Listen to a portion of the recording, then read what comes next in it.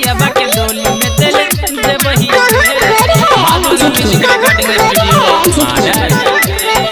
दिन गुने लो तोहर होई जाए तो शादी छीन कल जेबे हमर आजादी।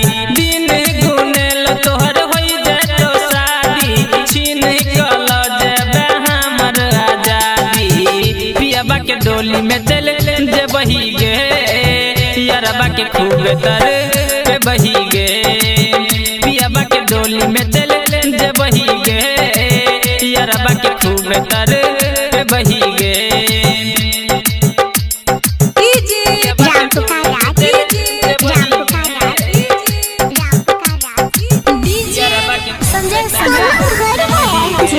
ललकी चुनरिया और करनिया कर ले भी तू सगाई गे।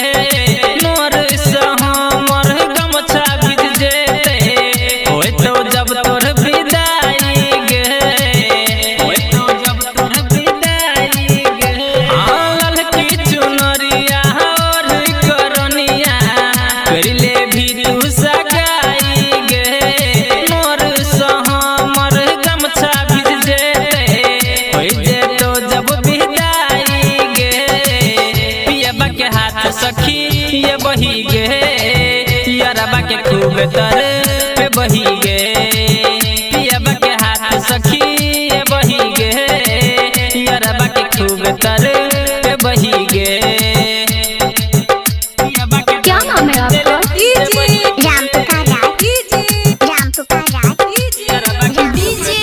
संजय सम्राट। ससुरा में जाई के सुने गे रनिया बंजे भी तू माई गे। रहबो कुमार तोरा चक्कर में गोरकी खोजबो दिल के दवाई गे। खोजबो दिल के दवाई गे। ससुरा में जाई के सुने गे रनिया बंजे भी तू माई गे। रहबो कुमार तोरा चक्कर में गोरकी खोजबो दिल के दवाई गे। ज्ञानू यादव के भिले जे बही गे संतोष ढाल के अपने बही गे। ज्ञानू यादव के भिले जे बही गे संतोष ढाल के अपने बही गे। दिन गुने लो तोहर होई जाए तो शादी छीन कल जेबे हमर आजादी। पियाबा के डोली में चल जे बही गे यारबा के खूब तर पे बही गे।